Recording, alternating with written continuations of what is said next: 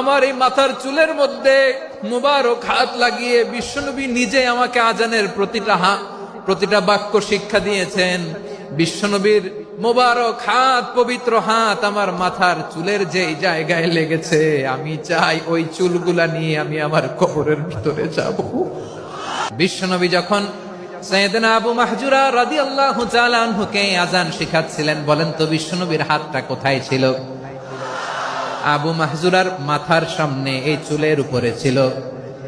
আবু মাহজুরা ওই স্মৃতিটাকে ধারণ করবার জন্য, ওই স্মৃতিকে বহন করার জন্য বিশ্বনবীর মোবারক হাত আবু মাহজুরার কপালের চুলের যেই জায়গায় লেগেছে, মৃত্যুর আগের দিন পর্যন্ত আবু মাহজুরা মাথার ওই চুলে কোনোদিন ছুরি আর কামার লাগায় নাই,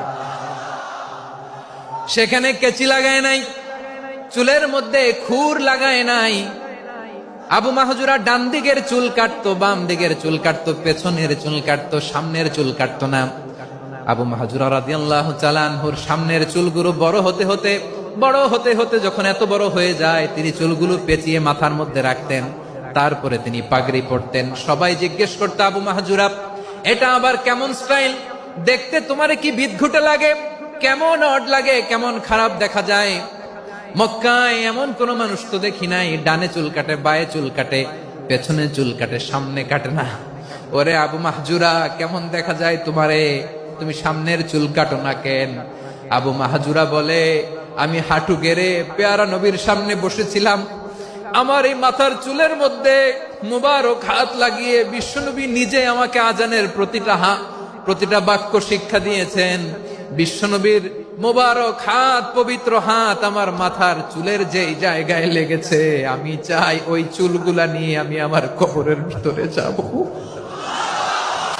সাইয়েদনা আবু মাহজুরা রাদিয়াল্লাহু তাআলা আনহু ইন্তেকালের আগের পর্যন্ত মাথার সামনের চুলগুলা কাটে নাই। মাথার সামনের চুল তিনি কাটেন নাই। সুবহানাল্লাহ বিহামদি। কেমন ভালোবাসতেন বিশ্বনবী সাহাবীদেরকে, সাহাবারা কেমন ভালোবাসতেন বিশ্বনবীকে। সামনের চুলগুলো বড় হতে হতে এত বড় ছিল, পেঁচিয়ে রেখে পাগড়ি পরতেন, কাটতেন না। নবীর হাত লেগেছিল, সুবহানাল্লাহ পড়েন।